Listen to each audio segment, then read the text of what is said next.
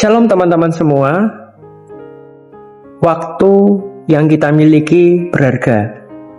Bayangkan suatu hal yang berharga bagi kalian di hidup kalian.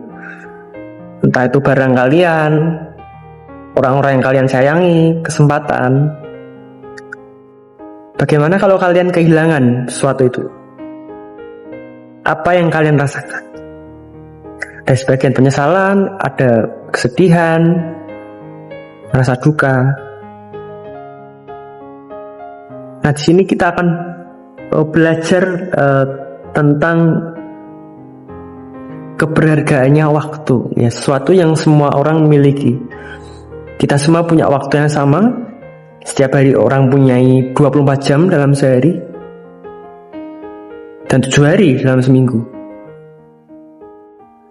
Nah, sekarang mengapa waktu itu berharga? Yang pertama, waktu berharga karena tidak dapat terulang kembali. Pernahkah teman-teman di sini menyesali suatu keputusan, suatu kesempatan yang teman-teman lewatkan? Mungkin bagi teman-teman, jika seandainya aku bisa kembali ke masa lalu, aku akan memutar kembali waktu dan aku akan memperbaiki. Tapi sayangnya tidak bisa, teman-teman, ya. Mungkin bagi sebagian teman-teman itu adalah teman-teman tidak bisa mengikuti sebuah kejuaraan yang prestisius, atau bagi teman-teman yang lain, teman-teman mendapat nilai yang buruk di sekolah ataupun mendapatkan indeks prestasi yang buruk di bangku kuliah, atau mungkin teman-teman mengecewakan orang yang kalian sayangi, ya. Atau bagi teman-teman yang lainnya, teman-teman tidak melakukan tugas dengan baik, sehingga teman-teman berkata, jika aku kembali ke masa lalu, aku akan memperbaikinya. Tapi sayangnya tidak bisa, teman.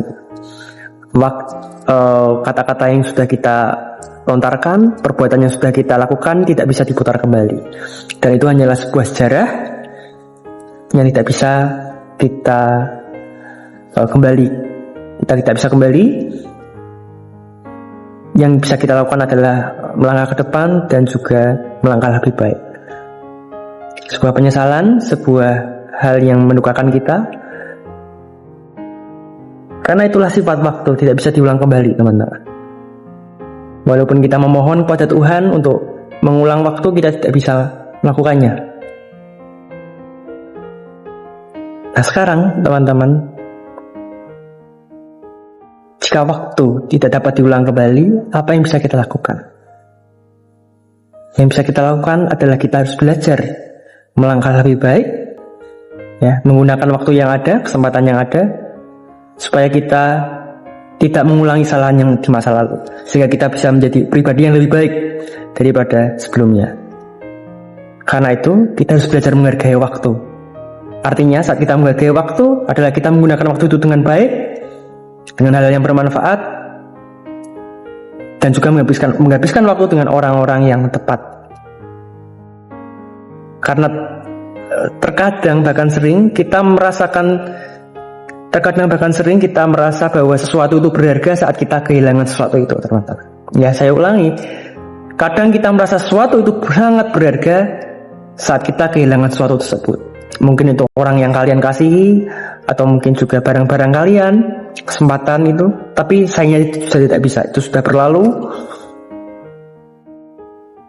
Dan yang bisa kita lakukan adalah belajar untuk melangkah lebih baik. Karena waktu tidak bisa diulang kembali.